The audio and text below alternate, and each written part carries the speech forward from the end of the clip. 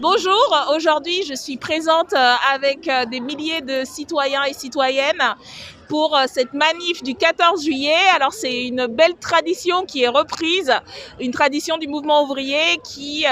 avait l'habitude de manifester le 14 juillet puisque c'est une fête populaire, c'est la commémoration de la prise de la Bastille et de la Révolution française. Et cette tradition est reprise aujourd'hui à l'appel d'organisations syndicales et de collectifs de soignants et de soignantes pour exprimer notre soutien à ces personnels hospitaliers, ces soignants et soignantes et tout le monde de la santé qui a été mobilisé pendant la crise du Covid, qui a été mobilisé bien avant aussi pour expliquer l'état de l'hôpital public et appeler le gouvernement à prendre les mesures nécessaires. Aujourd'hui, il y a eu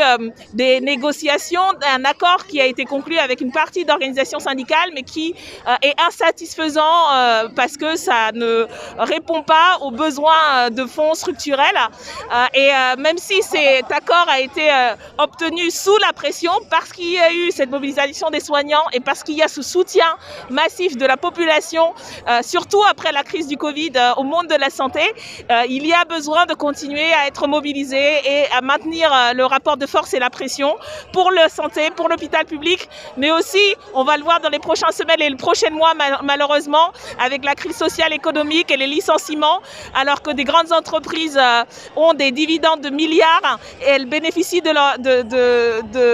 soutiens financiers publics et continuent à licencier. Donc le rapport de force doit continuer. Voilà pourquoi cette mobilisation ce 14 juillet était importante.